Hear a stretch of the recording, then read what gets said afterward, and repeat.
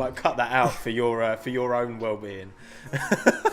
Please come back. I love you still. Who's begging for subscribers now?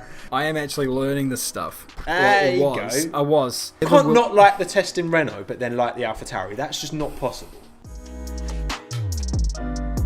Okay, this is a big deal. Okay, because you know when something goes well and you attribute it to people in your life, and you're like, oh, I couldn't have done it without my mum or my best friend or whatever, right? Tomo F1 would not be where it is today. Fact, if it wasn't for this man I have invited on the Cool Down podcast today.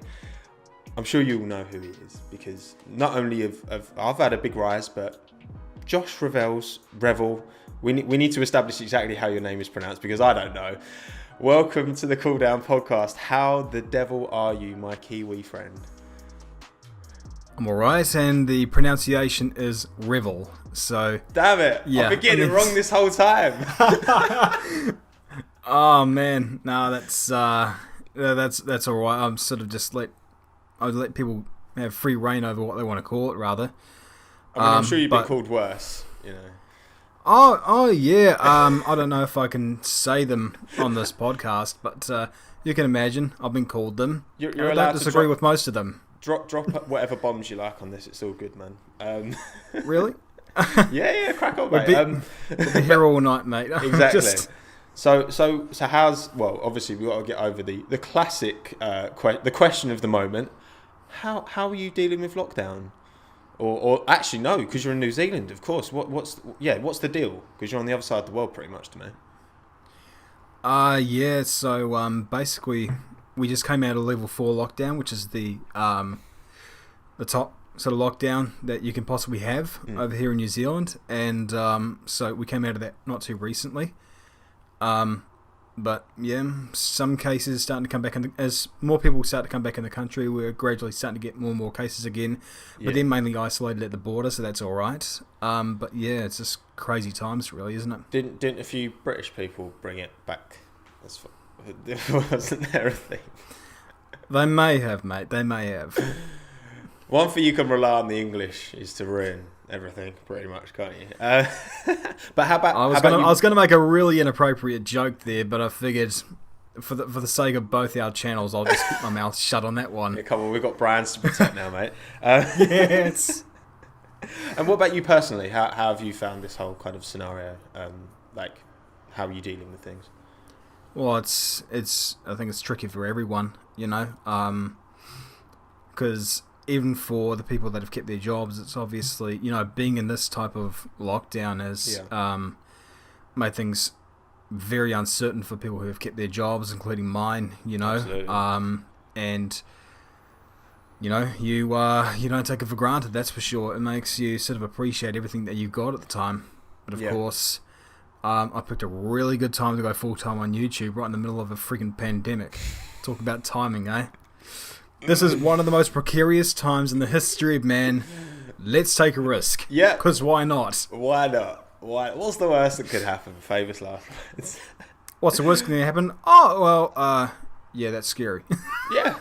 Well, you know what I mean? I let's be honest. It's going pretty well so far, the channel. First kind of question is, why did you set up a Formula 1 YouTube channel? Well, the initial sort of video, the first video we got is Andrea Motor, and that came off the back of the fact that no one did anything on Andrea Motor. Like, you didn't find anything on the team's history or what the heck went on, and I just thought, okay, do something on it myself. And initially it was set up to be sort of more of a documentary style kind of thing. Yeah. You could see toward the end of the video I sort of lost my way. But there were so many things that were wrong with that video, because that was back in a time where I was not earning any money at all, really. Yeah. You know, like I was really paycheck to paycheck. And I was using the resources that I had. So, a very remedial sort of video editor, along with a microphone, which was basically a $5 headset. Nice. Which was broken in half. Nice. So one half of it was missing. And then the microphone was broken off of the headset itself. Brilliant. so it was kind of dangling, Excellent. talking into it, then bass boosting it because I had no idea what the hell I was doing, and so you ended up with this freaking video that was like over the worst music ever, Decent. over footage that was snuff film like, and you had this convoluted mess. But after 6 months, for some reason, it just blew up, and you just saw all these warming comments coming through that said, "Get a new mic. This is crap." And that inspired. They're filled me with fulfillment, to just go out and endeavour and do another one wholly better. And then, at the time I was watching a lot of these sort of YouTubers which were putting a lot of emphasis on sort of a satirical take on a lot of things, and that's obviously what I built my channel on. Mm-hmm. Was that a lot of people do, a lot of factual, very sort of, relatively serious takes and views on Formula One. Yeah. No one ever really had, well, there has been a couple before which have done a satirical take on it. But I felt that was more sort of what I wanted to go for. Mm-hmm. And I created a video on UGE Day, which, right as I was about to render it, all the files were missing. So What? I then had to redo. I was like, oh, I need to get something else. So I created one on Zeltvig on the first circuit for the Austrian Grand Prix, using animation drafted from Bitmojis. Nice. Which, I respect the hustle, man. I respect Well, I mean, back then, I also didn't have a drawing tablet. I had no sort of competency for any amount of, animation know-how. I still kind of don't nowadays. But back then, it really was a case of I had nothing. But, I've, over time, sort of increased everything that I put into it in terms of production time and animation and stuff like that. And obviously the videos just take forever to make, and especially this latest one, which I'm currently doing as of recording this. I mean, I really can't put into words just how long this is taking, but at the end of the day, it's a creative process, and I enjoy. I'm sure you're the same. We both enjoy the creative process of making something, and the end product, obviously, and that's sort of, spearheading it. Viewers and subscribers are great, but they're merely a bonus in the grand scheme of things. Absolutely, mate. I think that's the thing with kind of our content. We both probably, I would say, we put the same kind of time into our videos, but I produce. I don't have the attention. I couldn't do what you and like Cranky Yankee do, where you put all these hours into this amazing big kind of project. My attention span I can't. If an edit's going to take more than 8 hours, I can't be doing it, man. But so I envy what you guys do so much, and well, you've raised some really interesting talking points just from that as well, because you say about the lack of quality in terms of your audio and the animation at the start, and you look where your channel is now, and it's like, actually that says everything you need to know, because people talk about, and yes, I've been able to invest in good equipment and all that kind of stuff, but actually equipment doesn't matter anywhere near as much as as the quality of the actual delivery, in terms of the the thought process that goes into it is so much more important. And you say about kind of I think it says a lot, the fact that you've been able to get so big so quickly. Do you remember that point at which the channel started to, because obviously I know mine, and we'll go into that in a bit, because obviously that's heavily linked to you, but in terms of when the actual growth, when it went from there to kind of up, when it went flatline to up, do you remember that point when things started to kind of go a bit crazy? I think it was about the time that Dan Tickton was announced at Williams, and at that point I had already made the WTF Happened to Dan Tickton, and that sort of took on a life of its own, the WTF Happened to series. And I mean, that series is dedicated solely to cases where you legitimately have to ask what happened to them. And it really was a case of, here's a guy who had all this potential, and it's like, it's squandered, it's gone. Like, what the hell? And then he was signed to Williams, and someone shared the video on the WTF1 Facebook page, and then it sort of gained a bit of momentum, and then it just built and built and built. And at the time, I was already making a sort of follow-up about, you know, his signing to Williams. Yeah. So it was great opportunistic sort of thing that came about. And then from there, it just grew. The videos that really sort of also gave it a lot of momentum was the WTF happened to Yuji Ide, the Ragunathan video. Obviously, that sort of, you know, that just took on a life of its own. Come on, Josh. And Come on, Josh. Show me the shirt. Come on. It's Okay. hidden there. Plug the merch. Plug the merch. well, you got to, man. You got to accentuate the brand. And you know that again, though all these videos just came down to, you know, I mean, people say, oh, you got to do this, you got to do that. It's like, well, some of them I will do, but some of them, you know, are for the sake of doing them. Yeah, you know, I do videos for a purpose, obviously. But yeah, I mean, lately it's been a bit of a struggle, obviously, and that's primarily been down to the job, because recently I got a journalism job with New Zealand Autocar and Velocity News, and they've been great. You know, nice, congratulations, man. I mean, it was just the owner Mark Pitch gave me an opportunity, and I couldn't thank him enough for it. Really, genuinely, it was one of those things where you know, I wanted to be involved in journalism for a while, especially in school. But there was constantly the talk of, it's not realistic enough, you might as well get a job in IT. I'm a milk chicken. Do you think I'm good with computers? And, you know, got that sort of job in IT, and I was relatively okay in doing what I was, but it wasn't something I wanted to do. I was creatively stifled, you know, and YouTube provided an opportunity to express myself in a creative way.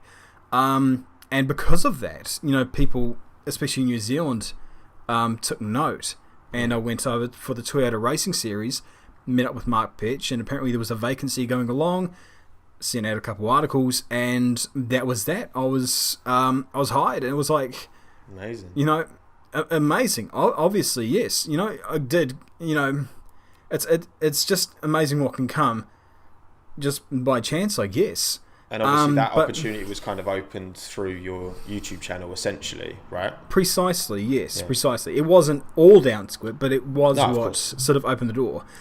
But the thing is that about sort of 2 or 3 months in, and I think a lot of people noticed this, the video started to slow down dramatically. And there were a couple of reasons for that. First of all, I hadn't actually done a WTF Happen To in a while, so I decided, okay, let's do it, and started with the Pasta Maldonado, which you were involved with.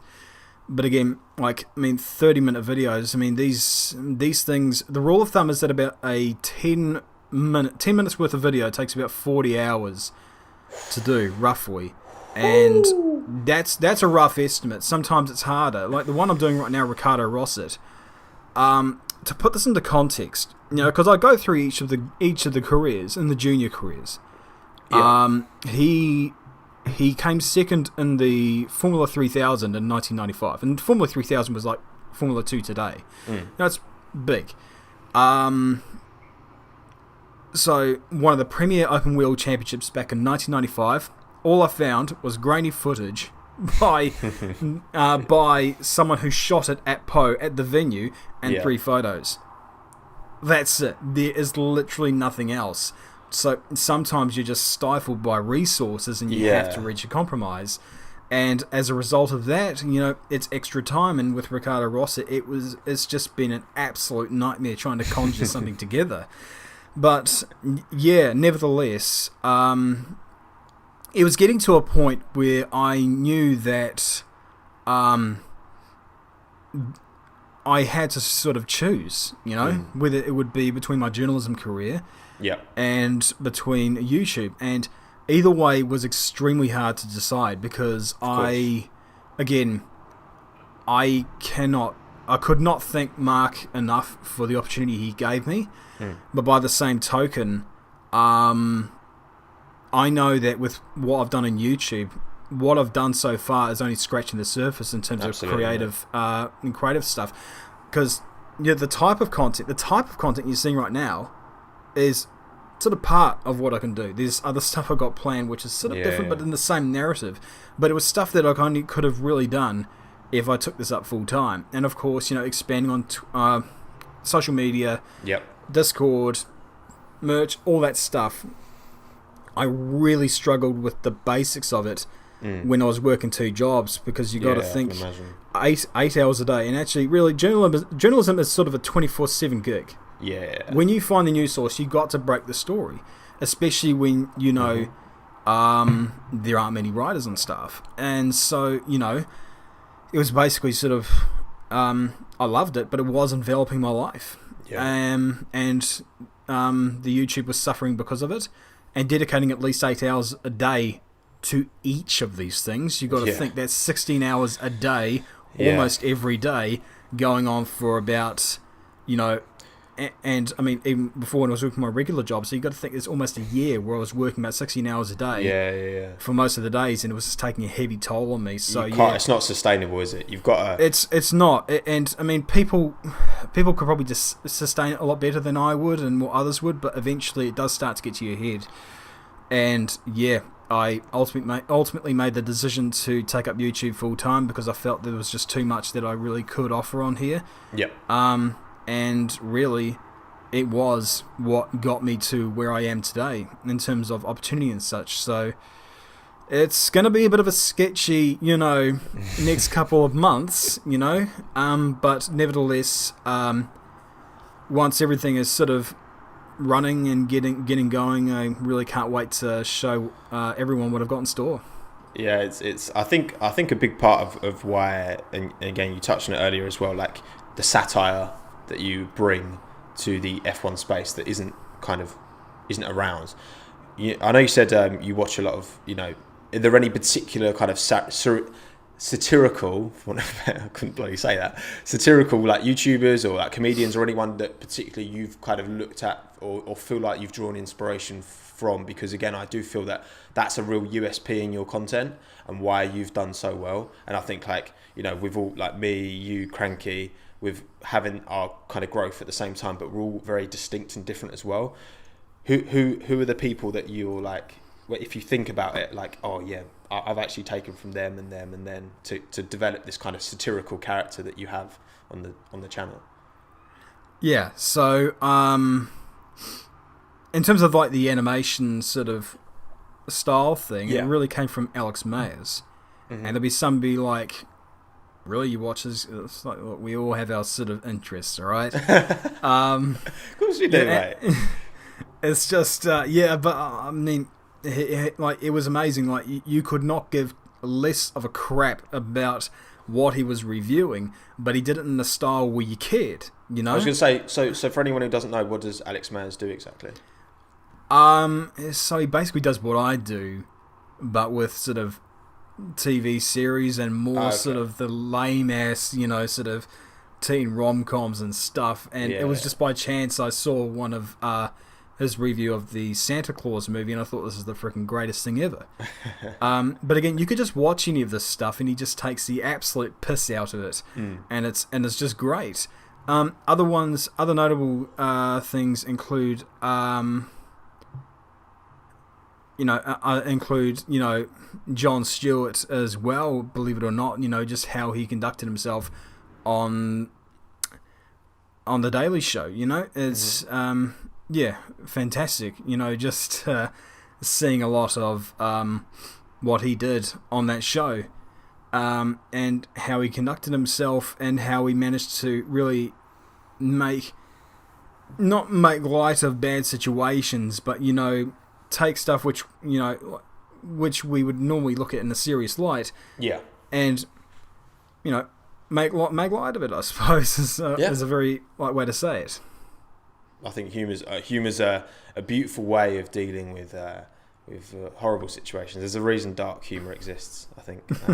Exactly. And yeah, exactly. I think you've really like managed to tap into that kind of desire, and obviously like your videos. I mean, again, like we were saying, they're always long. They've always clearly got a lot of edit time behind them. How do you kind of strike that balance? Because obviously, for you to run a sustainable YouTube channel, and now that you've gone full time, you need to be uploading at a certain frequency, right? And I think obviously you've trial and error, and you've done different upload schedules. I mean, first of all, kind of when you say you spend a lot of time, tell the people how many hours would you say a typical, like at your current level, at what you would currently be happy with, the full process from coming up with your initial idea to hitting that upload button. Hitting that go live button, not even the upload button, because I know that takes a bit of time as well, doing all the SEO. How long does that all take? And kind of what, you know what I mean? Because you could spend months on a video, but then that's not, you know what I mean? Like you need to be uploading at a certain, so it's kind of a balance. Like where do you sit with all that at the moment? Right. So there's a fair amount of steps to it, obviously, as you know. Absolutely. So yeah, there's the concept, the idea, and really that's sort of what I'm invested in at the time. So there's a couple ideas in my head, obviously, for the next video going forward.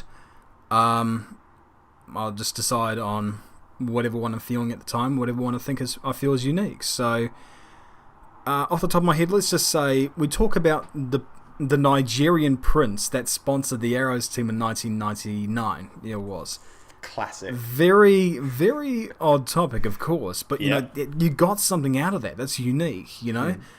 And I love the idea of absolutely taking the piss out of the concept of a Nigerian prince sponsoring an F1 team. Ironically, also under the guise of an energy drink which didn't exist. So this Nigerian sounds prince familiar, doesn't it? Yeah, it's a prelude to Bad Santa.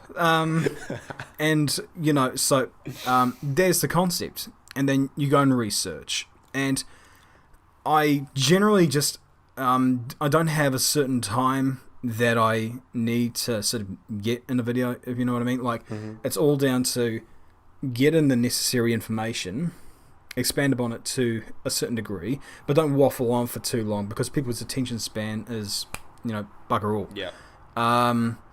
But be as informative as possible. Whatever jokes come about, or anything that I can work into the script, put it in there.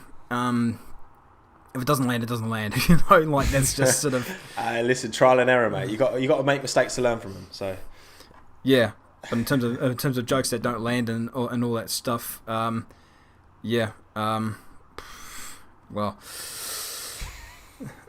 Some of my jokes are like Russian airlines. Sometimes they just will not land. Well, not land properly. They come crashing and burning. Anyway, so get the script ready, and the script generally, it does depend upon the length, you know, because the last few ones have been 4,000 words, 5,000 words, which, you know, there'll be some people out there that will say, my script is longer. Fantastic.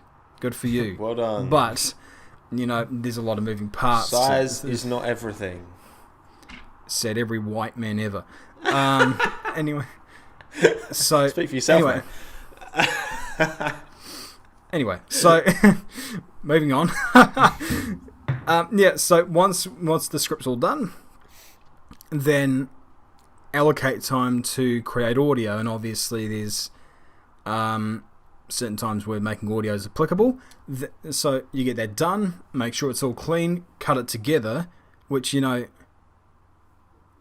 40-50 minutes of raw audio and cutting that all together, absolute pain in the neck. But, you know, once that's all done, then you move that on to the video editor, and then that's where the real fun starts, you know. So concocting it all together, and I go as the crow flies, just in case there's something I can spontaneously make up on the fly. And as I said, general rule of thumb is that about 10 minutes worth of video takes about 40 hours. 40 hours to construct. That's just on average. Sometimes it's longer, you know? And so, yeah, the last few ones have been about 20 minutes, more than 20 minutes long, so you got to think that's about 80, 90, 100 hours worth of video. But, you know, you just ask Cranky as well. The videos just take forever. But, you got the vision for what you want to do. Yeah. And for that reason, you know, it's worth the wait. It's worth the delay at the end of the day. Absolutely, mate. And the effort is clear, very clear. In terms of the, you know, how does because something I do when I'm going through a timeline and editing, I'll start and I'll get like, you know, get to a certain phase, and then I need to, for me, what I do is I'll start editing the front, and then I'll jump to like the middle and edit a bit there, and then I'll jump to the end, and then I'll jump back. Like, do you do it chronologically, or do you? Because basically, again, this is my attention span. If I'm like editing about the same little subject, you know, and I've been editing it for like 2 hours, I need to like move on to a different part of the video because I just can't anymore. Well, I mean, like, again, the big problem is through structuring the videos. So there'll be times where, you know, when you're fetching footage, for example, you get it and then you put it into the video, you structure it, and then at that moment you find a way to sort of add in a little bit extra, whether it's a meme or soundbite, whatever, and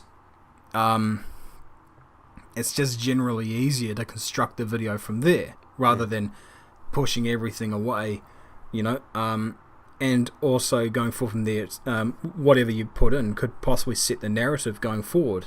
So I always find it best to sort of be aware of the flow of the video up to that point.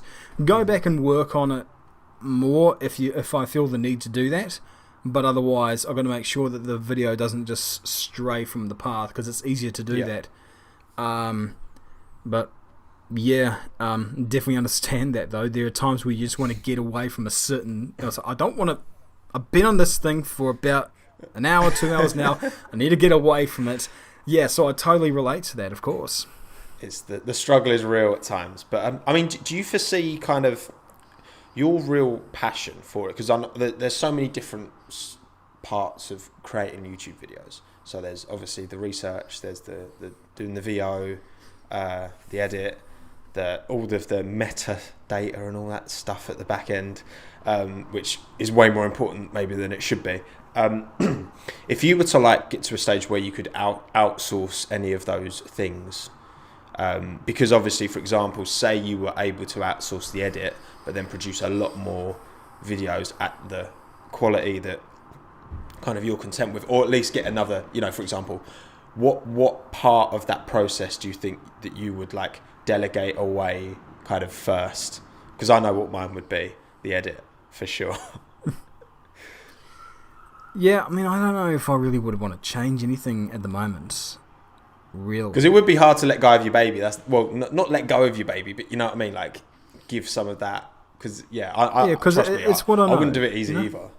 I mean, it's what I know. You know, it's what I know really works for me, at least. Until such time, you know, that I can find a way to improve on that, while at the same time not losing ground, you know? And that's a difficult thing, you know? Sort of learning new things without wasting too much time on, you know, trying to learn these things, you know? Because it already takes enough time to make these videos, and then, you know, you're trying to learn something else, you're trying to learn a new skill, trying to apply something else to this. It's tricky. I do sort of need that 1 month away where I could do that, but I mean, probably a little bit far away from that, you know, being the case, but yeah, for the time being. Yeah. I mean, for the time being, it's working amazingly. And obviously, you know, if you look through your channel, as far as I can see, all of the content is evergreen content, which, you know, so for anyone who doesn't know what that kind of means, it's like it will work as well now as it would in a year's time. Like, people are going to be no more or less interested in UGE Day in a year from now than they are today, which is great. It's great. Obviously, you get more sustained views over time, But obviously now we've actually got the season starting next weekend. We're filming this on Monday. It starts on Saturday, kicks off in Austria. Are there any plans for you to kind of adapt or change up or do anything to actually cover the live season at all? Or are you kind of sticking to... Because obviously there's always the risk that if you do that, then you'll kind of disenfranchise a lot of the audience who really enjoy your kind of core stuff. So have you got a kind of strategy in mind for the channel going forward over the actual season? I've got something in the pipeline. Obviously, it's... But here's the thing. You know how to get me excited, Josh. Well, you know, as you said, though, you know, the videos I make are based on stories that need to be told, stories that people generally don't touch upon, or are worth talking about. So, you know, whether that be talking about Andrea Moda or Ricardo Rossett, Ragunathan, about the Hawaiian Super Prix, whatever the hell it is, you know, it's something that, you know, people don't know about, but they should know about. So I've done a couple of those sort of in the season almost sort of topics, which was the New Zealand Grand Prix. And, you know, that was kind of fun, but also because no one really covered it. You know, no one really did anything like that. I feel that if I did anything on the current season in the way that I do my videos, it would just get lost in the fold. Yeah. And I also think it's just doing it for the sake of doing it, and I don't believe in that, you know, because if you're doing that, what are you really doing? You're just chasing viewers, just chasing subscribers, and I abhor that ideology. But there is something that I do want to do that would cover off the general week of racing as a whole. Obviously, primarily Formula One. But again, it's something where a little bit more planning is probably needed.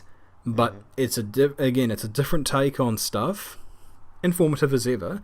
But, you know, it's, again, it's something where it won't get lost in the whole sort of flurry of everyone else doing Grand Prix review. Yeah. You don't want to just add to that pile of all of the same videos. Because there's other people out there that produce just as great content, you know? And you don't need to flood it. You don't need to oversaturate the market again with, you know, with just another Grand Prix review. What can you add? And that's something that I implore to any YouTube creator out there. I'll be blunt when I say that if you're in this purely for the subscribers or the viewers, I advise you ever doing this, because it's unsustainable. And you won't succeed either. No, you won't. What you need is, first and foremost, the passion, you know? You need the passion to do it. If you don't have having a niche is something extra, but it's not essential, you know? Overall, it's just the passion for wanting to do videos. Let's take your worst day ever. Like, you just don't want to do any friggin' work. You don't want to get out of bed. You don't want to do anything. If you still want to be doing videos, then you know that you're in the right sort of area. I mean, trust me, there are days where I just don't want to do this. But we've all had them. But I mean, that happens to all of us. But in the grand scheme of things, you know, I was always sort of up in the wee hours of the morning, in whatever time I was awake, you know, doing all of this stuff, ruining my health. But I didn't care. I just wanted to do this. You know, and the subscribers and the viewers have been amazing, of course. You know, it's huge. But it's enabled you to take this now full time, which is for sure. Yeah, for sure. But, you know, at the end of the day, the goal still remains the same. I'm producing the content for the love of creating content, you know? To be a creative being, to tell stories, you know, to entertain people. That's always been the aim. That always will be the aim. And so, getting back to it all, you know, that's exactly why, you know, I won't be doing any sort of standard status quo reviews or previews of current F1 stuff. Unless, of course, it's all to take the piss out of Lance Stroll, in which case I'm all for it. Oh, I won't have you talking dirty about my boy Lance. Come on, Josh. Oh, come on. This is not... I'm not moving on to Nicholas Latifi. He's got nothing. No, that's the thing. To be fair, I think, again, I think something that, you could apply your... The thing is, it has to be, like you say, it has to be kind of true to the style of content that you produce. I'm looking forward to seeing what you got in the pipeline for sure, man. And if it's got that satire, if it's got that classic Josh Revell little, you can just tell. Then maybe I'll tell you after the podcast. Oh yes. None of these people are going to know. They're going to have to wait. They're going to have to wait. Exactly. They can hear the big reveal. But mate, it's been wild, isn't it? It's been a wild last few months for many reasons, for you, for me, for all of this. But obviously, I wanna now talk about myself a bit, obviously, because I'm a self-indulgent piece of shit. Yeah, ditto. Welcome to the club, mate. Let's talk about Boxing Day 2019. Because that is the day you released I didn't double check this, but I'm going from my head because that's the day you released your 1,000 subscriber special, right? With Rich Energy. Did I? I'm not sure. Let me check. Hang on. Let me check. Come on, Tomo. I've got See, I could have checked. I might have just mugged myself off, but I'm pretty sure because I remember going onto my analytics, looking at the day my Rebel Rich Energy video took off. Here we go. Right. 6 months. Where does it tell me? Okay. December 19th it was released. So your Finding Rich Energy video is just playing an advert. So, tell me the story about that video. What was the... Yeah, just talk to me. So, I mean, we all knew the story that went on with, Bad Santa and Rich Energy, and it was always this sort of, this thing of like, does this thing even really exist? I knew it did exist. Realistically, it was just like, it seems such a hard thing to sort of get a hold of, especially in New Zealand. It's a lot easier over in Europe, because you can get that sort of stuff from Amazon. But obviously at that time I never really heard of freight forwarders because I'm dumb. But getting it over to New Zealand was tricky because Amazon didn't ship over here. Yeah. And Rich Energy themselves didn't ship anywhere because at that time they were still, trying to dispose of all their money laundering stuff. Nothing substantiated. I'm just trying to piss off Bad Santa. But the whole grand scheme of things is that it was genuinely hard, and I did want to sort of document exactly what sort of it took to get that damn thing over here. I've actually still got it here. Hey. Yeah, so... With the original logo as well. Yeah, the stolen logo, yes. And so, I documented it, had it, and at that time I looked at it, I'm just like, oh my god, I've actually got it here. And then I had it on New... Because the expiration date wasn't far away. And I had it on New Year's, and I was... Because I'm a connoisseur of these things, because I'm constantly up, and I'm fat. And so, I know energy drinks... YouTube channel has been powered by Rich Energy. It kind of has. But the thing is that... I have these things quite a bit. I have energy drinks quite a bit, and mainly coffee. And I have coffee that's honestly powerful enough to fire up bloody Spitfire engines. But because I need that caffeine. So anyway, the thing is that I opened that Rich Energy, and the instant that it went open, the aura came out. And I'm like, that's Red Bull.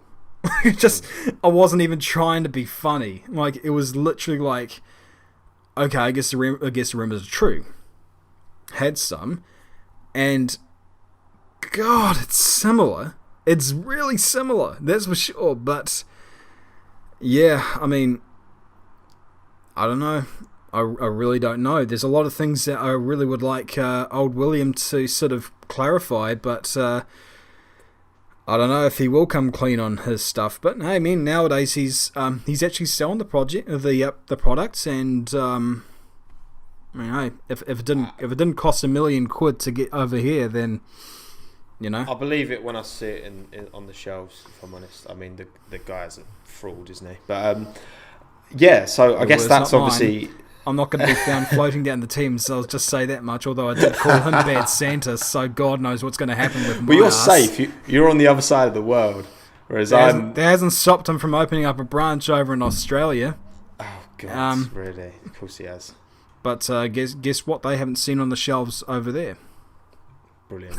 I mean, it's such a mad story, and obviously, yeah. Well, no pun intended.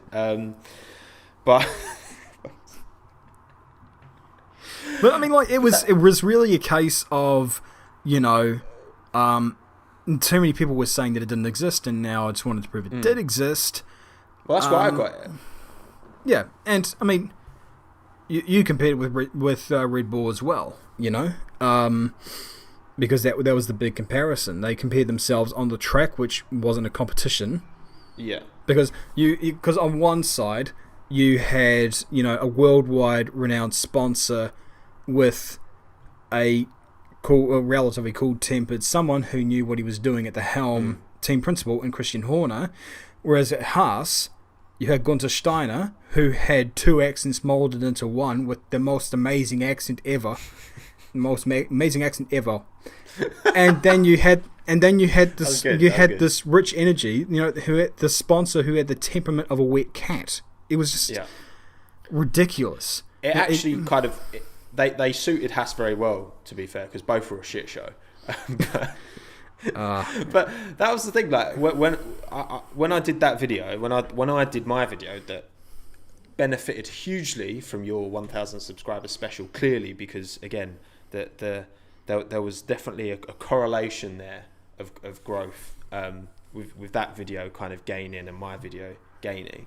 I mean, I actually preferred the taste of Rich Energy, but that's in no way it's because it is just because Red Bull's a bit too like for me. It's too much, too intense. But yeah, I essentially the whole point of that was like to try something, because I tried lots of, when I first started uploading, I tried a few different styles of video and types of video just to kind of find what I liked doing the most and what I kind of felt most comfortable doing.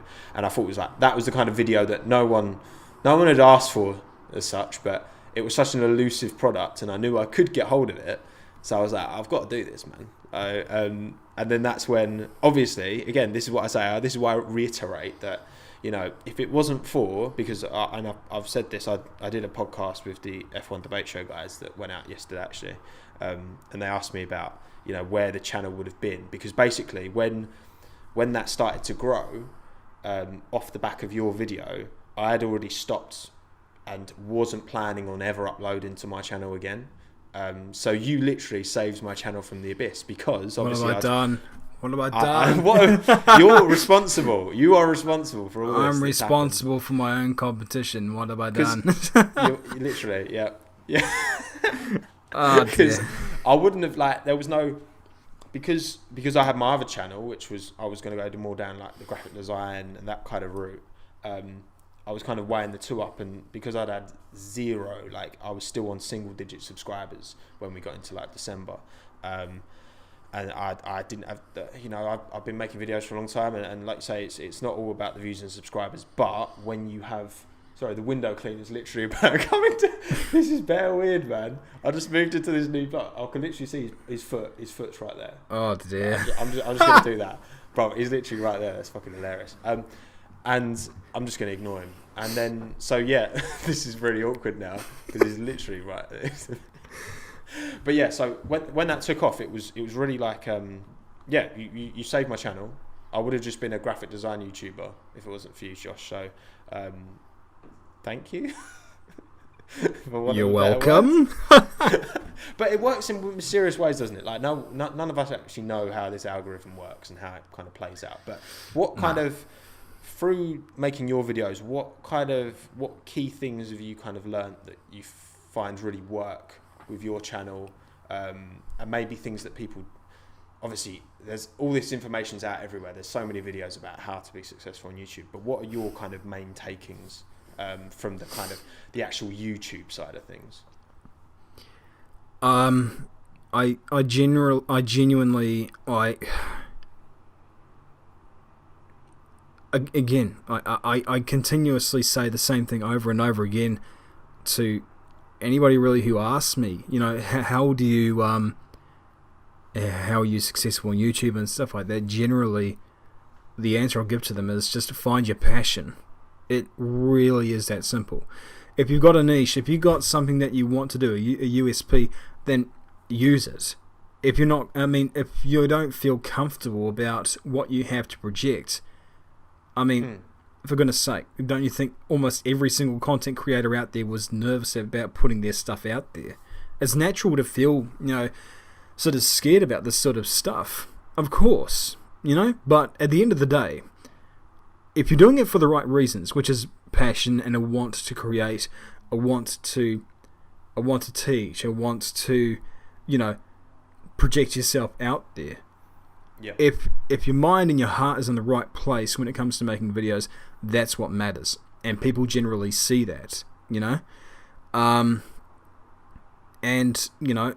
I'm not sure really if I have learned anything other than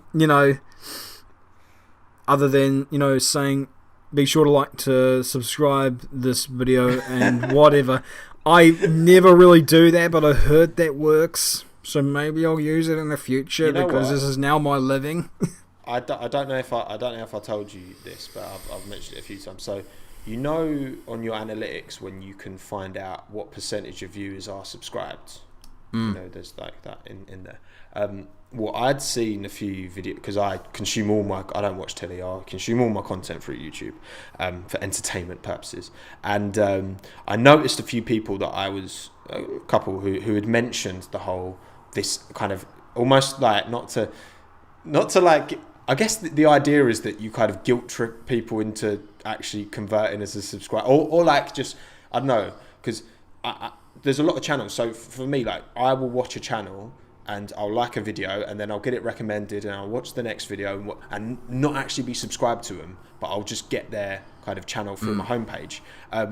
But basically, so I did this video and I put, about a minute and a half in, when I was kind of on the end of my intro that I kind of do, I put in a picture and I was like, oh, by the way, only like 40%, 30% of you are actually subscribed according to this who are watching, in a nice way, not in like a subscribe, you twat.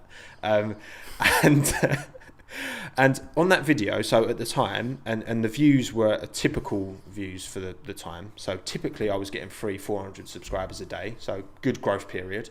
On that day I gained 1,600 subscribers, and the views were the same as like, there was no difference in the views. It was purely, that was the only differentiation in the piece of content, that I put that in and I got at least 4 times, if not more, the subscribers from that video.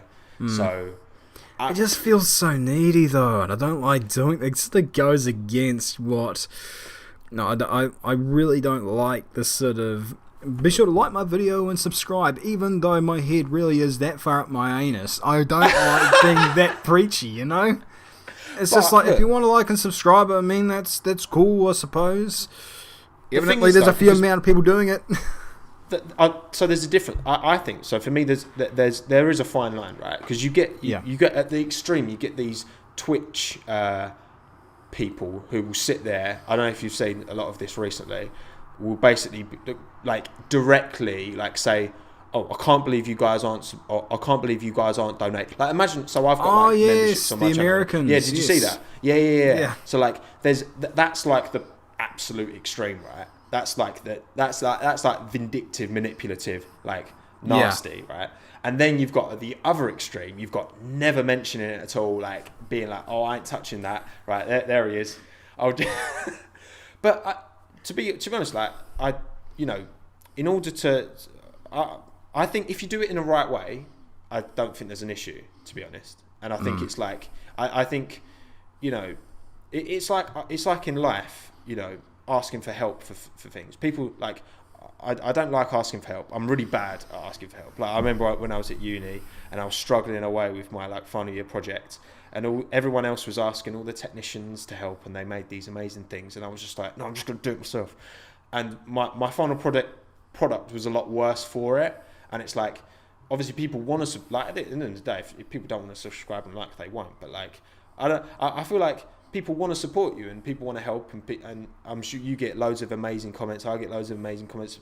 It's overwhelmingly positive, and you know, I think if it helps, you know, put a roof over your head, and then ultimately helps you make more videos, because the more people will subscribe, the more people are going to engage with your content, and ultimately it's a good thing. You're not like, if you were like, oh, you know, if you don't, you're not really supporting me, guys, if you're not kind of subscribing or giving me money, that's shitty, you know what I mean? Yeah. Because it's people's decision. But I think just to remind people that it is a thing, because I've like I said before, I've watched content and I've contributed, and then they'll put a little like and subscribe thing, and I'll be like, oh shit, I'm not actually subscribed to them. Sweet, click, and you know what I mean? It's like, it helps. So it's a tricky one, isn't it, mate? It's a tricky one.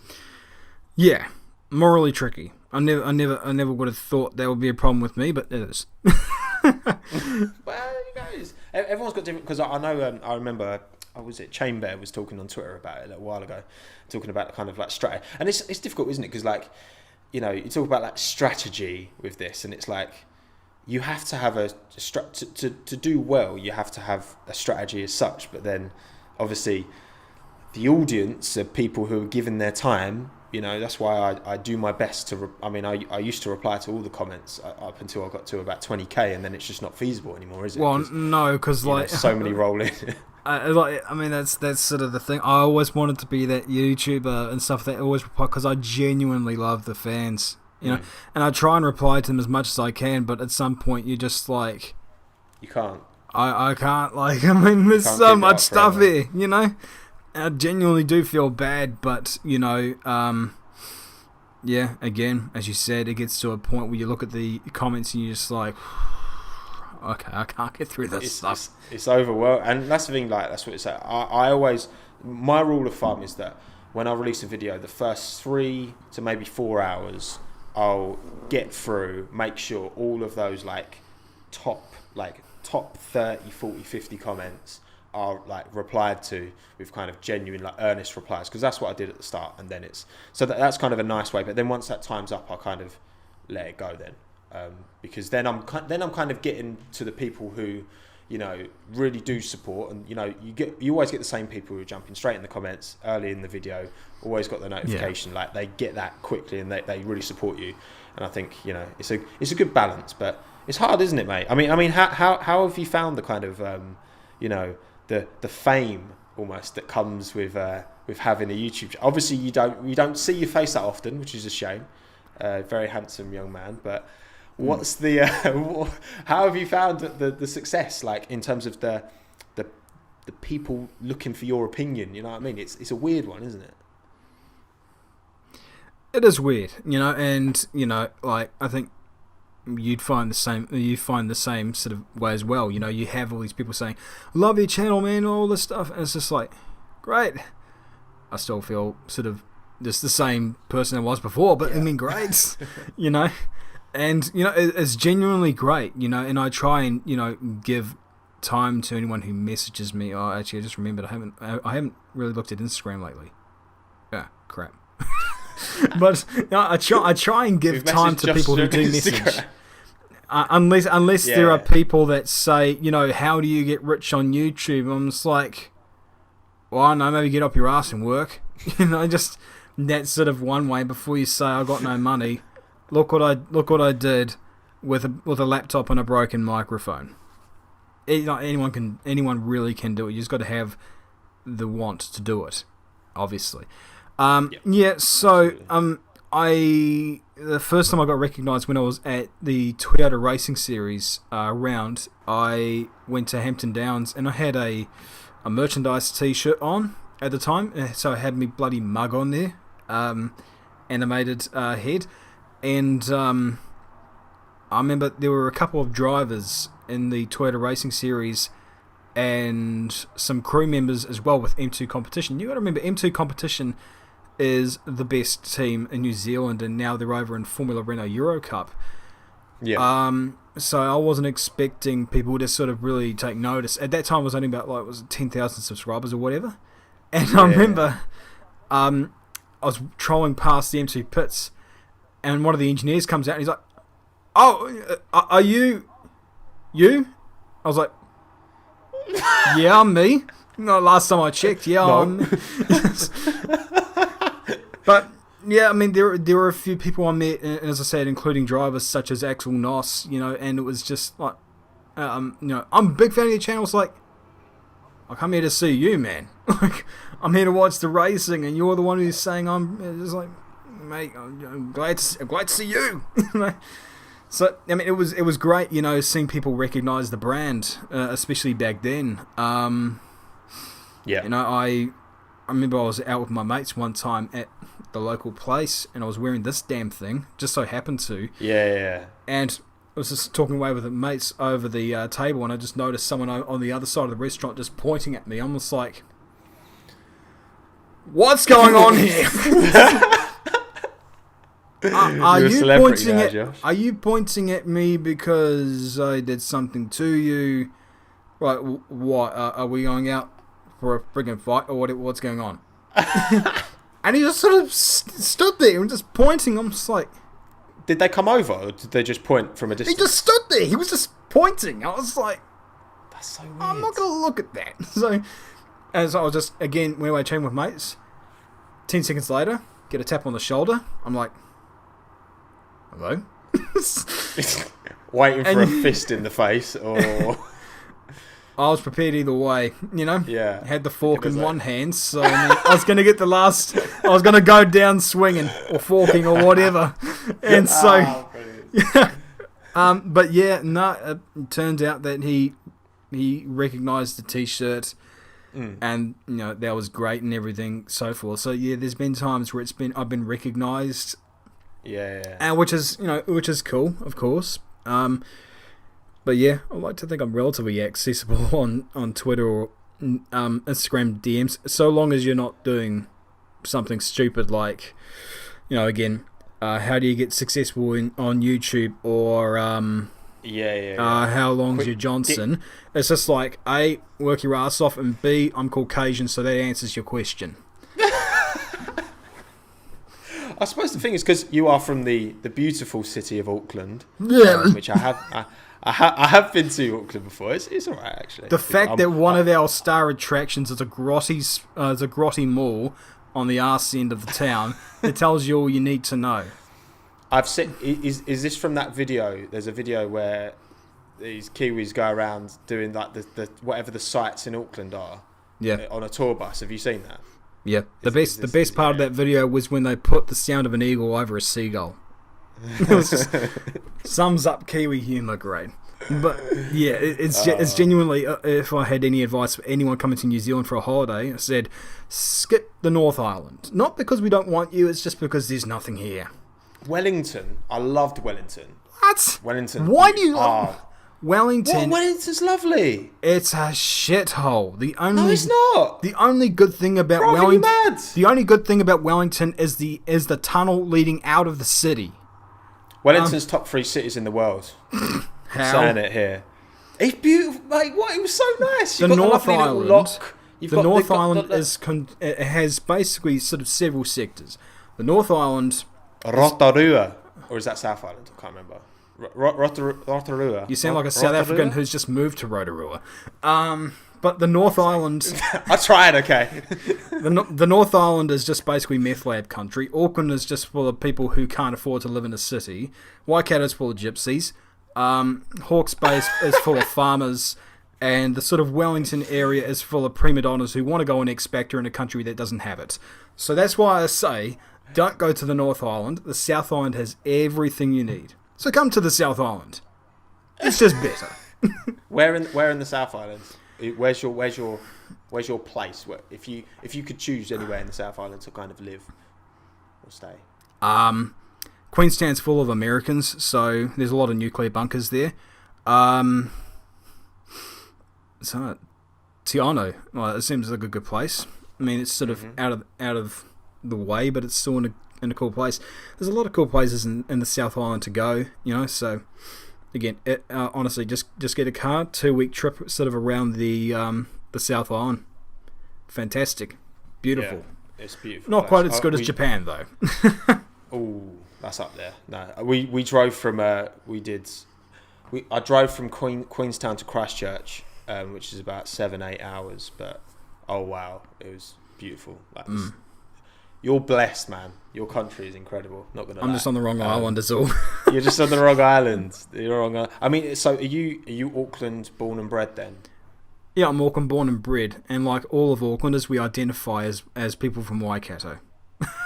That's just the way we are. It's like people who was born and lived in London their whole lives identify as Midlanders. I don't really know why people would want to do that, but it's sort of the same concept, So do you foresee yourself staying in Auckland for the rest of your life? Have you got, what's kind of that plan going forward? I'm sort of allowing things sort of to come as they may, I mean, I've lived in England for a little bit, of course, first in Solihull and then moved over to London. Nice. I seem to like London a little bit more than most other people. Where in London were you? How can I actually not remember where? Acton. Sorry, I don't know Acton. why. Oh, okay. I don't know why it actually took me that long to actually remember where I lived. But it's I genuinely was about to put out a joke which was genuinely going to lose half my fan base. So, well, you've already isolated all the New Zealanders, so you might as well piss everyone else off. Screw them. Nah, so basically, not relevant enough. So basically, I've got I'm sort of open to anything. Moving to America, moving to the UK, moving to Somalia, and maybe not if I want to live. But the basic sort of idea is still there. If anything comes up in the future in any sort of other location, I'm prepared to go there. I'm prepared to move there. Hell, for a while, I actually really wanted to move to Japan, and I'm not one of those friggin' I'm not one of those people. I'm not one of those people that marries pillows. Genuinely, and I don't mean this badly, because I know there's a fair amount of fans out there who are into the anime culture, and that's cool. Yeah. Cool, respect that stuff. But it's a bit creepy in Japan, because I love the hell out of Japan. But going through Akihabara was one of those moments where, depending upon your taste, you're either going to have an orgasm or a seizure, So it genuinely is one of the most perplexing places in the world. It only really was saved by the fact that you could buy brand new PS1s there. I'm just like, you friggin' serious? Like, this is freaking amazing. But otherwise, I've actually been to both the Grand Prix venues in Japan. Fun fact. Nice. So that Fuji, and that Fuji's like a hell of a place. Enormous grandstand, a lot more undulations than what you may think. And I don't know if you've seen the old banking in Fuji. You remember the old banking? Yeah. Crazy. You look at it; it's up the freaking mountain, and you're just like, really? There were people going through this damn thing at about 130 miles an hour. And some of them went into the trees above at 130 miles an hour. They didn't really get too much further than that in life, but it gives you an idea of just how brave some of these guys were. And then it went to Suzuka, which, I mean, I've been to Bathurst, and I thought that was a hell of a place, because there are times in Bathurst where you literally fall down the circuit. But Suzuka, I went there, I'm just like, this rivals it. You look down into turn 1, you can't see anything. It's so damn narrow, and it's just a tunnel. And you're going up some of these places, and it's just crazy. Like, it's genuinely just crazy. The only thing I don't like about that place is that past the hairpin, there's actually a lot of dragonflies and stuff. Oh, really? But other than that, genuinely amazing circuit. Something that is better than Paul Ricard, Dan. Suzuka is better than Paul Ricard. Wait, you're not going to change one. Who's claiming otherwise? F1E Reviews. Dan. Oh, dear. He said, well, I'm not getting him on the podcast now. That's not happening. Serves you right, mate. But yeah, so it's something. It's something I implore. What other circuits have you visited? So you got Fuji, Suzuka. So Bathurst. I'm guessing Albert. Have you been to Albert Park? I was meant to go there this year. Oof. The event was cancelled 4 hours before my flight. Oh God, yeah, because of course, no, I was talking to you, wasn't I, on Twitter? Yeah, because and then the bat flu came up, and that just totally threw everything into disarray. But you know, the thing is that I obviously knew the thing was going to be cancelled once that McLaren engineer got tested positive. Yeah. And when that happened, I was like, crap. Okay, so I just cancelled stuff. And you know, my boss was saying, you know, you got to report on this event. I know that you're probably, you know, going to be disappointed about the potential, you know. I know it's been cancelled. Let's just make sure that we break this story first and give me some Kleenex for God's sake. I'm tearing up here. I've been on a Formula 1 race. It's going to be cancelled 3 hours before the flight. But I do intend to provide it with what's going on over in the UK, because this could be like 2-3 years away from even being anything that can even happen. Yep. But I really do want to attend Silverstone next year, if the situation allows, obviously, because that's a real touch and go at best. Yeah, but the intention is to at Silverstone, because the base sort of F1 YouTube community is there. Obviously, you have people like Cranky over in the United States, and hopefully we can get him to come over and something like this, and you know, get everyone in the YouTube community together through social distancing and you know, together for sort of, you know, this sort of group photo almost, to give you an idea of the community that we've sort of built. Yeah. And get Matty and, you know, Tommy involved if they wanted to, or whatever. You know, get everyone. You know, get everyone from the F1 Fanatics. You know, the debate show, Chain Bear, if he wants in. You know, every single person, you know, because genuinely lately the community is sort of just buoyant. Even new people nowadays, you know, people like Dawny, you know, it's just it's great to see it just growing and growing and growing. Yeah, absolutely. I think, like I've said a few times, like I think now is a great time for people to jump on, because I feel like we kind of got onto a good thing quite kind of a very good time, and obviously now the thing is, like, F1 has not had the freedom to express itself on social media since like 2017, since Liberty took over, because Bernie had such a tight stranglehold on things. And now it's like this whole new world has been opened up, both to the drivers, but also I think to content creators as well. And for me, like I came from a football or soccer background, as you would call it. I call football. I'm not American. I've actually got some sort of grapple hold on the English language, which they managed to ruin. They've ruined two things: English language and pizza. Depending upon whether or not you view New York pizza as pizza. Well, I had a Chicago town pizza in Chicago, and it was the most disgusting pizza I've ever eaten in my life. In the words of Jon Stewart, deep dish pizza is not only not better than New York pizza, it's not pizza. It's a freaking casserole. And it is. It was. It is a freaking casserole, though. You know, I mean, it was bizarre, man. It was bizarre, and it tasted like it's bizarre. It was horrible. Anyway, right, we're an hour 12 in, so I think now is about time for the quickfire round. So right, I'll put this in towards the end. I've got various questions, and I'll kind of cater them to you as well as we go. Are you ready, Josh? Revel, I'm going to get that right. Okay. For the quickfire round, my friend, are you ready?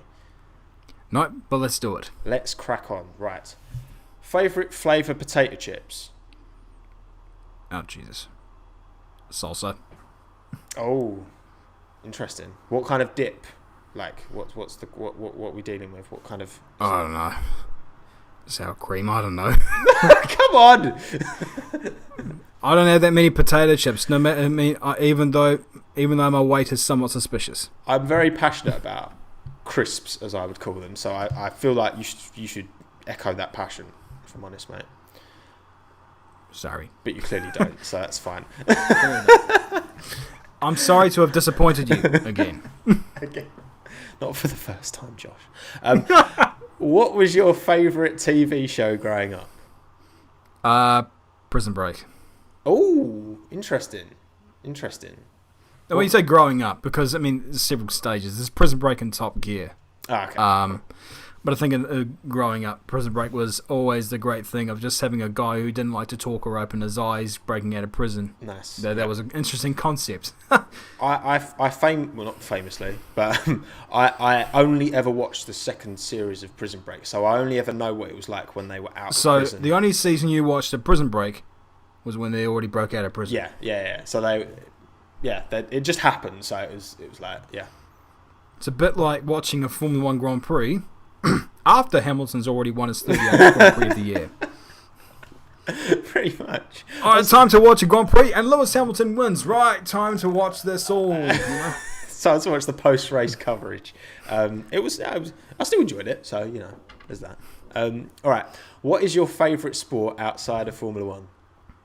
Oh, jeez. You see, because I'm a Kiwi, you think rugby, and it kind of is, but also baseball, you know? Like, they're really neck and neck. Interesting. I'd have to choose rugby on this one. Probably more what I've grew up with. Who's your club? Who's your local club? Domestic. Local club, and that'll be Auckland Blues. Cool. So, fair enough. Do you get to many games, or before all this, obviously? it's 20 quid a ticket, mate. No way. Oh. Wait, you should see how much the Premier League is. I'm not paying 20 quid a ticket to do something that I could do myself in a South Auckland park. Oh, yeah. Professionals, who needs them? Just get. I know I'm scared. Who needs F1 who needs YouTuber professional rugby team. Who needs professional meatheads slamming their heads at each other that you could pay 20 quid to see? That's sort of not my forte. You could just watch it on telly anyway. So, you know, all good. Yeah. Watch on telly or via, certain streaming methods. Not that I do any of that. Of course not. Anyway. What is your favourite road car, Josh? Of all time. Veyron. First generation? Just, I mean, yeah. It's just generally how it could do just so many damn things, especially back in the day, I would have said Nissan GTR R35, but I drove one of them a couple of years ago in Japan, and I've been in quieter sheds. You hear something, and it's like hearing something going off at the end of a warehouse. It's just like, God damn. I will say though that it was great fun though, because we were in Hakone, in sort of the foothills of Mount Fuji, and there was an RX-7. I know this is going on. An RX-7 and an R32, and I was in the R35. And nice. Wow. and we stopped at this lake next to Mount Fuji. It was just majestic as hell. And the instructor says, he shows us a map. He's like, "Okay, we're going this tunnel. No speed camera." I'm like, great. So, and we're leading the convoy, and he goes off in his Fair Lady. I'll drop it down a second, put the window down, going underneath the tunnel. Go all the. I'm not even looking at the speedo. I'm just foot to the floor, listening to this thing, all the way up to 6th gear. I look down, 237 kph. I may need to slow down. It's like this is, may need to slow down a little bit. But it was generally like great. The power was just amazing. But otherwise, it's lost a bit of its flair. For me, the Veyron is still something which I still need to even see. But still amazing car. Beautiful. Still my favourite. Beautiful motor. Completely agree, mate. Okay, Josh, who is your favourite band/artist? So we're talking music. Linkin Park. Nice. You're not. Ben said Linkin Park no, did he? Yeah, I think it was Ben who said Linkin Park as well. Because then I said I've become so numb. Nice. Oh, when did you kind of? Was this like a teenage? Because it was introduced to me sort of. Yeah. It was introduced to me like back in 2004, I think it was, or whatever it was. and for some reason I just loved it because it combined a lot of different things, you know. And you know, I'm into all kinds of different shit nowadays, but you know, that was sort of the first love of music, you know. Formative experience, yeah, for sure. Okay, Josh. So you found yourself on death row, mate. So, you know, crimes against the YouTube algorithm have put you on death row. What is your final meal? What was my final meal? For crimes against the YouTube algorithm. On death row, what are you eating? What's your final meal? Asking the pertinent questions, huh? Yeah, of course, mate. This is what I do. I think I'll just skip the food and just go straight for a refreshing can of rich energy. Because I mean, why not? To have something that Sir William Story himself pissed into. I mean, that's why not? Quite the way to go. You know what I mean? That's a hell of a way to go out. Drink the urine of Bad Santa. Why not? There you go. Perfect. All right. Cats or dogs? Josh. Cats or dogs? Oh, really? You got to do this? Yep. Come on. Cats, because most of the time they'll just bugger off and leave you alone. It's just like, oh yeah, you want food? Here's your food. Bugger off. Just leave me alone in peace. So, do you have any pets? Or have you had any pets ever? Yeah, I've had pets. One's up there right now. He's not alive, but you know, he's up there. But yeah, obviously being in a flatting situation, owning a pet's a little bit difficult right now. Yeah. Fair enough. Makes sense. All right, Josh. Favourite alcoholic beverage? What's your alcoholic beverage of choice? I'm a white Kiwi, so just lager. Nice. Any particular brand? What are you going for? Sapporo. That's a Japanese beer. Because obviously when I was over in Japan for the last couple of years, you know, just gorging on the Japanese beer. Because, you know, when there's a choice between draft Japanese beer and Heineken, you always steer away from that friggin' Belgian gutter water. You always want to go for opinions something on this, man. I feel like there should be a channel to like for you to put all these very strong kind of. The Belgians have only created. The Belgians have created some pretty torrid things, you know. Heineken, I think it's Belgian. Yeah, so Heineken. Thierry Boutsen, you know, like things that you can't Heineken forgive Dutch? them for.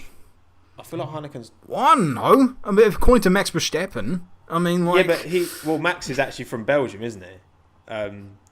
So it's a reverse sort of thing, almost. Hang on, I don't know. because I'm sure. Yeah, it's Dutch. Well, fuck the Dutch then. Oh, you're about to. I've got about a third of our subscribers are Dutch, Josh. So, RIP, mate. I might cut that out for your own well-being. Please come back. I love you still. Who's begging for subscribers now? Oh man, you put me on the spot there, haven't you? I've got to, mate. That's what I do. Oh dear. Keep digging. Right. What's your favourite racing video game of all time? Oh, yikes! That's a hard one. I'm assuming you're a gamer. I mean, I'm assuming you've dabbled. I was. I mean, I was as well. It's not for a while. Obviously, I don't have time anymore. Exactly. Toka Race Driver 2. Nice, great shout. I love that game. Such a good game. I mean, there's also the Gran Turismo, like 3 and 4. Yeah. And God, they were good. But yeah, Toka Race Driver 2. That was, yeah. Exceptional shout. Fantastico. Exceptional shout, that is. Okay, and then last quickfire question. What is your favourite YouTube channel outside of F1? So completely unrelated to F1. Because it does depend upon what you feel in the moment, eh? Like, Yeah. Or like which ones would you kind of gravitate towards, or do you have any particular at the minute that you're really into? I'm not really watching any YouTube at the moment either. Oh, good grief. I guess some that I can sort of mention. It's good to watch Vanos sometimes. Swiss 001. Shit, who else? Oh, it's good to see Gordon Ramsay take the piss out of some people in Kitchen Nightmare sometimes. Oh, you can't not love him. I had to take a dig at Aldi there. I love you, man. You got. He's a good guy. All right, great. And actually, something so. Typically, we'll round up with a few F1 questions, but something I do actually want to ask, which I should probably asked about earlier. So you've touched on your time in Japan. What exactly? How long were you there for? Was it what were the circumstances around you doing that? Because it sounds like you were there for quite a while. 28 days, mate.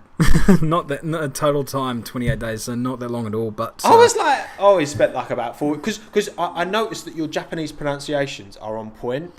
Well, it was, and that was a thing, sort of like, because I mean, I do legitimately. Hang on. I am actually learning this stuff. I was. Okay. And the thing is that it's a phonetical language, so pronunciation is everything. Mm-hmm. So. Yeah, I was sort of going by pronunciation at that time, and I remember like when I was pronouncing some of the names on the Uji Ide video, I didn't actually know like how I was pronouncing them. It was just sort of Satoshi Motoyama. It's also about the pronunciation, whereas white people say Satoshi Motoyama. Yeah. But it was just like, that was just what I was doing. And I remember some people saying, "You're a right bellend for doing that racist shit." I'm like, what the fuck are you talking about? And then I listen back to it. I'm like, alright, it's a bit strong. But that's how the word's said. It's how the word's said, kind of. I mean, you do sound like a bit of a bellend when you're trying to pronounce it like that if you got no idea, But yeah, no, I had genuine affinity for Japan before I went over there, learned a bit of the language. It's extremely hard to. Absolutely. But just the usual sort of "Ohayou gozaimasu," "Onomae wa Joshi desu," just like the the sort of standard Japanese. Standards. Yeah, just anyone could do that. Yeah. Or just about, and just getting around with like asking where the train is. So Shinkansen wa doko da, and that getting around with sign language and cave paintings and stuff. But yeah, so I obviously did want to do that, and it was. So what was it? It was especially more prominent, especially in areas where you get around and there would be no English language at all. It was all just Japanese language. But there was also another reason why I was learning this stuff, because over here I've forever sort of been involved with Hyper Simulator in New Zealand, with a simulator company, and they were sort of a part of Escape Entertainment, which is based in Japan. Okay. And I desperately wanted to live in a country which I thought was just the coolest freaking country in the world.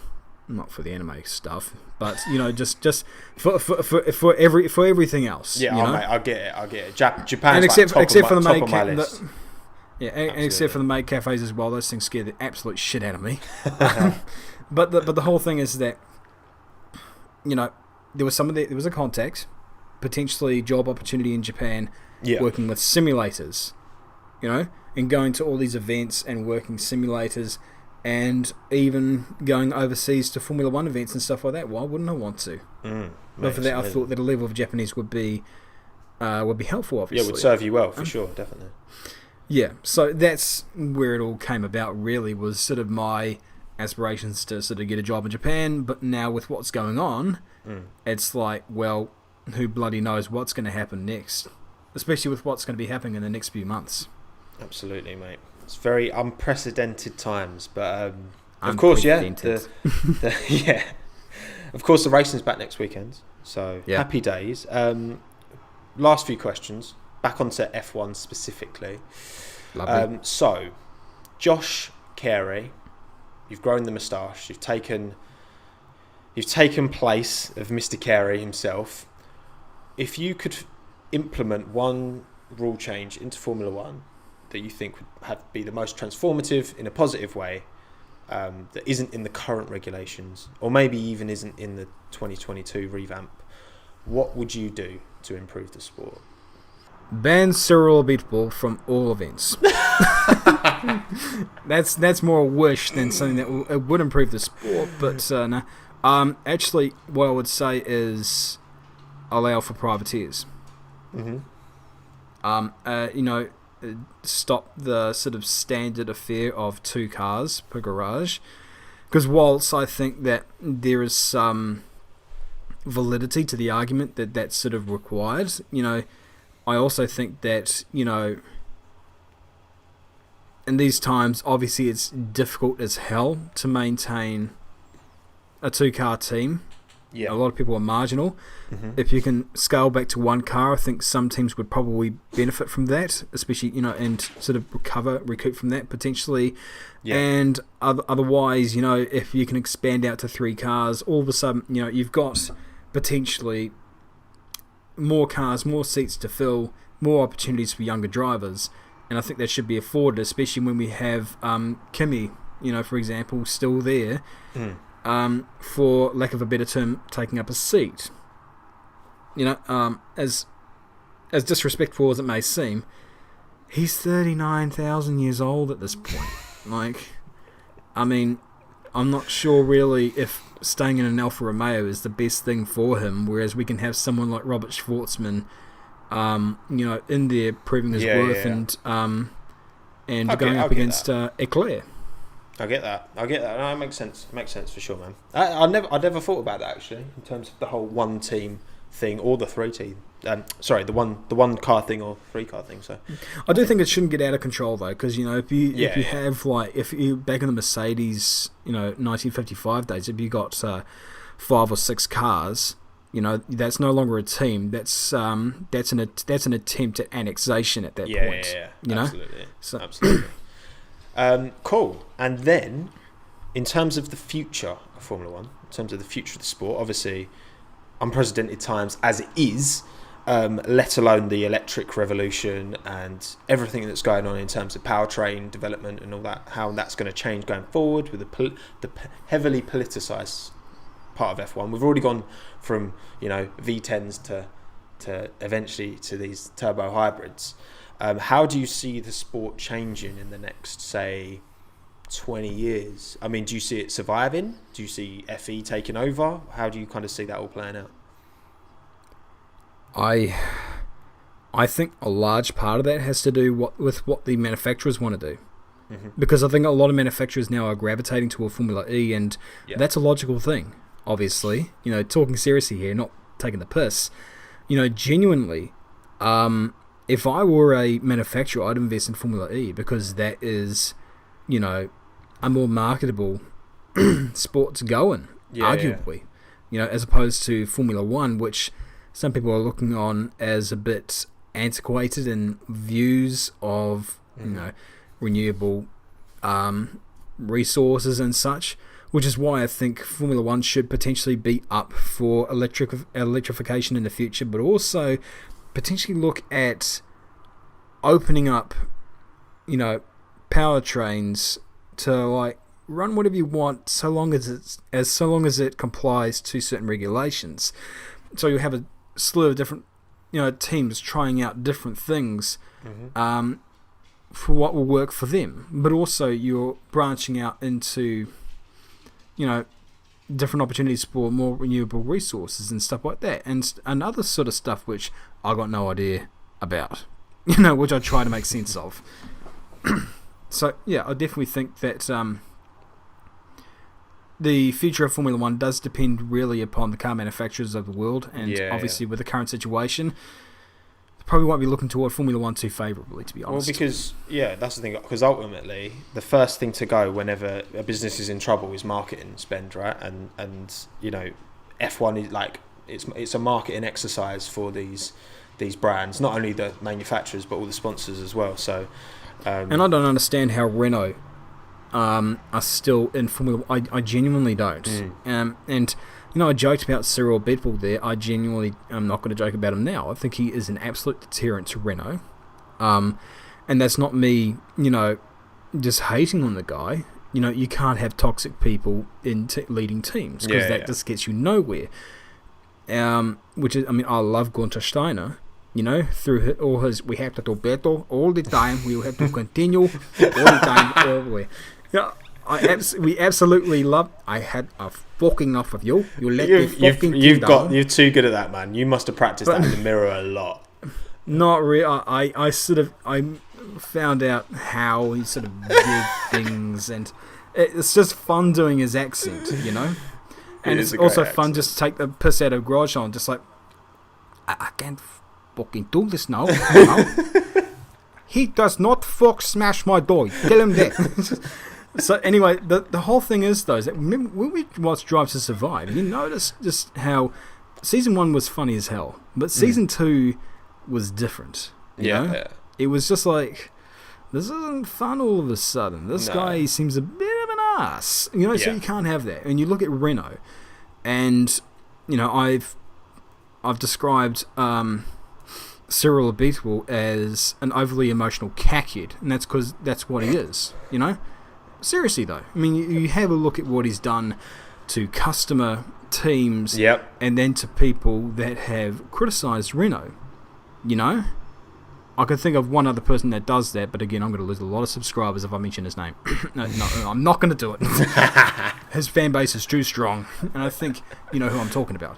Anyway, so the whole thing is that I think Renault probably should draft in Freddie Vasseur for that reason, and elevate Alain Prost to a slightly higher degree, but not to a point where he can turn in on anybody. So, but having said all of that, as an automotive journalist, I was documenting how Renault were in the deepest crap ever. Talking about closing down plants and cutting tens of thousands of jobs, and they can still afford a Formula 1 team. Okay. Yeah, it's an odd one, isn't it? And then McLaren's also in huge trouble as well. It'll be interesting to see that. We could potentially, we definitely don't want McLaren going out, that's for sure. No, it's concerning times. Just got to keep our fingers crossed. So much of this goes on in the background, and we don't have a Scooby, so we're all along for the ride, aren't we, Josh? Exactly. Yeah. And then, last but by no means least, the final question of this wonderful chat. So thank you very much again for coming on, mate. I do appreciate it. What is your favourite livery on the 2020 grid? And we're including the new Williams in that. The fresh Sensodyne. Think long and hard on this one, mate. Because I'm a connoisseur of the livery, so I will take great objection if you choose the wrong livery. Here comes the fashion police, bruh.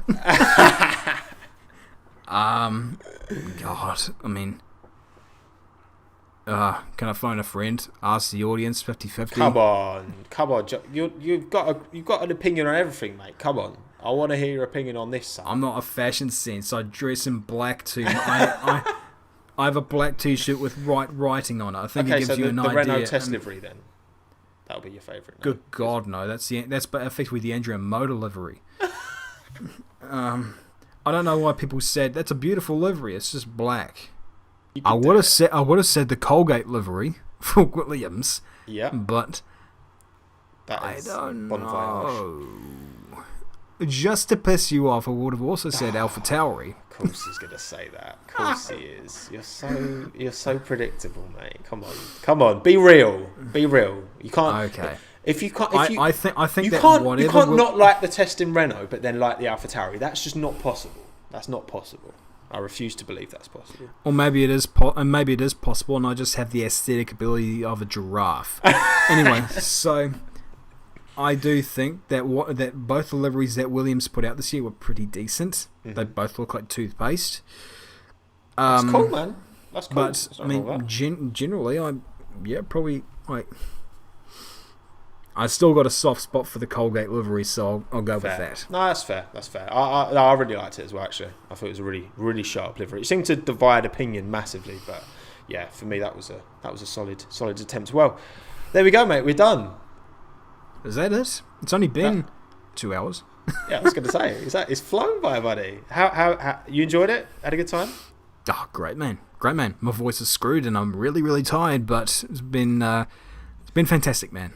Day's just starting for me. It's just ending for you. So get some rest, buddy.